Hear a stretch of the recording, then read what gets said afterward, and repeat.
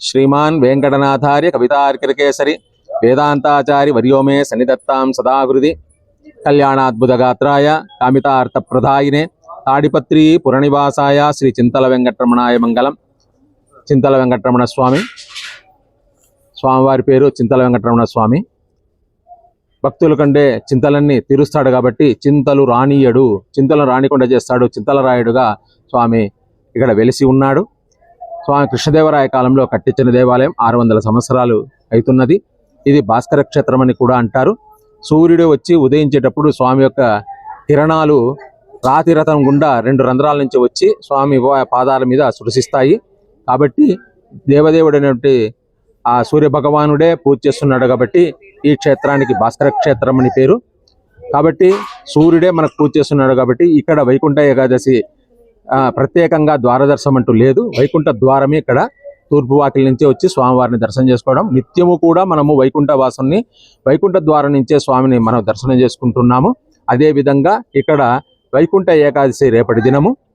ఈ వైకుంఠ ఏకాదశి చాలా పర్వదినము, చాలా విశేషమైనటువంటి ఈ యొక్క ఏకాదశి చాలా వ్రతంగా ఉండేది. స్వామివారు నిద్ర లేచే టైం వైకుంఠంలో.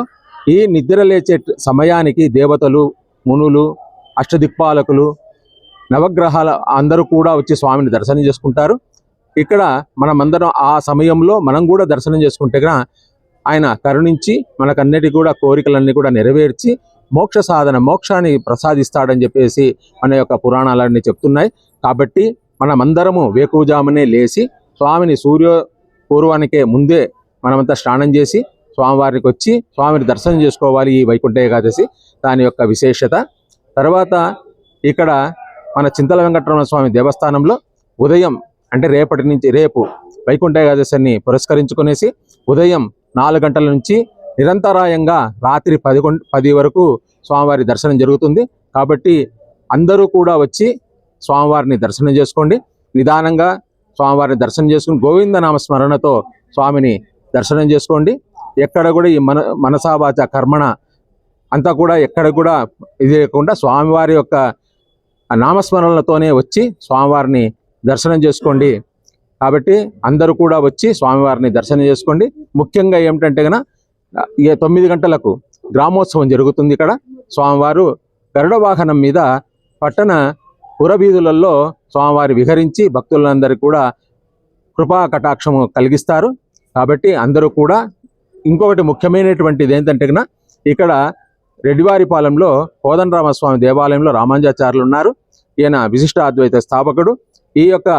ఆయన యొక్క మార్గంలో మనమందరం వెళితే వైకుంఠ ప్రాప్తి తప్పకుండా మోక్షం ఇస్తానని చెప్పేసి ఆ దేవుడే శ్రీమన్నారాయణుడే ఆ రామానుజాచార్యులకు చెప్పినట్లుగా. కాబట్టి మనమందరము కూడా ఆ రామానుజాచార్యులు వచ్చినప్పుడు స్వామివారిని దర్శనం చేసుకోవడం, ఇద్దరు కలిసి భక్తుడు స్వామి దేవుడు ఇద్దరిని కలిసి మనము దర్శనం చేసుకునే భాగ్యాన్ని ఈ ఒక్క రోజు కలిగిస్తున్నారు. కాబట్టి ఉదయం 9 గంటల నుంచి మధ్యాహ్నం 2 గంటల వరకు ఇద్దరు ఎదురెదురుగా ఉండి రామానుజాచార్యులు స్వామివారి నమస్కారం చేసుకుంటూ ఈ పురవీధులలో స్వామి విహరిస్తారు. అందరికి కూడా అనుగ్రహాన్ని కలిగిస్తారు. కాబట్టి ప్రతి ఒక్కరు కూడా వచ్చి స్వామివారిని దర్శనం చేసుకోండి. మీకు అందరికీ కూడా ఆయురారోగ్య అష్టైశ్వర్యాలు కలగాలని చెప్పేసి దేవదేవుడైనటువంటి ఆనందవల్లి నాయికా సమేత శ్రీ చింతల వెంకటరమణ స్వామి అనుగ్రహం కలగాలని స్వామిని ప్రార్థన చేసుకుంటున్నాను. సంవత్సరంలో మొత్తం 26 ఏకాదశులు వస్తాయన్నమాట. ఈ ఏకాదశులలో వ్రతంగా ఉండే ఏకాదశులు మనకు ఉన్నాయి. ఉదయం నిర్జలంగా స్వామివారి ఏకాదశి ఉపవాసం ఉండొచ్చు. ఉపవాసం అంటే స్వామి దగ్గరగా మనము ఉండడం అంటే ఆ రోజు మేల్కొని ఇప్పుడు ఎట్లా శివరాత్రికి మనము జాగరణ చేస్తాం కదా, అదేవిధంగా ఈ వైకుంఠ ఏకాదశికి కూడా జాగరణ చేసి దైవ ప్రార్థన, దైవ చింతనతోనే మనం ఉండాలి ఎప్పుడు కూడా. ఉదయం లేచినప్పటి నుంచి మరుసటి రోజు వరకు కూడా ద్వాదశికి ఇది మనకు వ్రతము పరిసమాప్తమవుతుంది. ఈ 24 ఏకాదశులలో ముఖ్యంగా మనకు భీష్మ ఏకాదశి, తొలి ఏకాదశి, కౌశిక ఏకాదశి, ఈ వైకుంఠ ఏకాదశి, ఈ 4 చాలా విశేషమైనవి. కనీసం ఈ 4 ఏకాదశులను వచ్చి మన వ్రతం ఉండాలని చెప్పేసి మన పెద్దవాళ్ళు చెప్పినారు. దానికి అనుగుణంగా ఈ వైకుంఠ ఏకాదశి చాలా విశేషమైనది. అంటే మోక్ష ప్రసాదకుడు శ్రీమన్నారాయణుడు ఈ రోజు మీరు ఎవరైనా వచ్చి దర్శనం చేసుకుంటే పునర్జన్మ ఉండదు. స్వామివారి యొక్క మనకు ఆ మోక్షమే మనకు ప్రసాదిస్తాడనమాట. కాబట్టి అందుకే ఈ యొక్క వైకుంఠ ఏకాదశికి అంత ప్రాధాన్యత. అందరూ కూడా ఈ వైకుంఠ ఏకాదశిలో దేవదేవుడు అంటే శ్రీమన్నారాయణుడు వైకుంఠంలో లేచే సమయం అన్నమాట. ఈ లేచే సమయంలో ప్రతి ఒక్క దేవతలు, మునులు, ఋషులు, తపస్సులు అందరూ కూడా పోయి దర్శనం చేసుకుంటారు. అదే మార్గంలో మన సనకనందాది ఋషులు అందరూ కూడా పోయి దర్శనం చేసుకుంటారు. అదే మార్గంలో మనం కూడా వెళ్ళి స్వామిని దర్శనం చేసుకుంటే మనకు మోక్షం తప్పకుండా ఆయన అనుగ్రహిస్తాడు.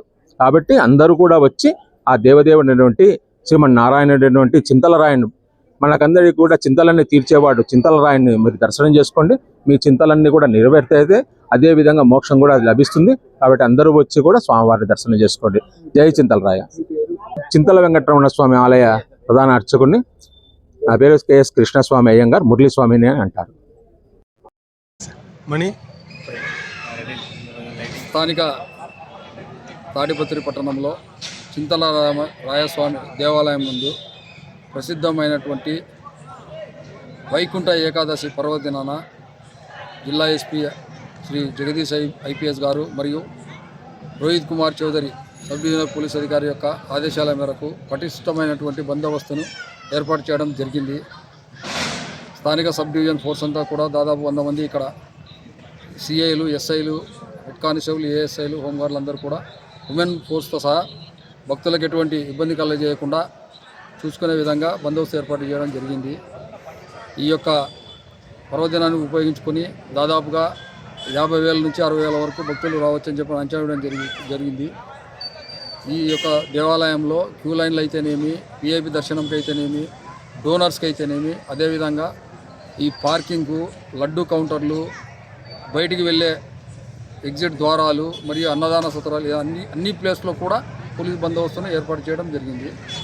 ఈ యొక్క భక్తులకు తెలియజేసే విజ్ఞప్తి ఏమంటే పోలీసు వారికి సహకరించవలసిందిగా కోరుచున్నాము. అదేవిధంగా చిన్నపిల్లల్ని ఈ జాగ్రత్తగా ఉంచుకోవాలి. వారి యొక్క విలువైన వస్తువులను తీసుకొని రాకుండా భద్రపరచుకోవాల్సిందిగా ఈ సందర్భంగా విజ్ఞప్తి చేస్తున్నాం.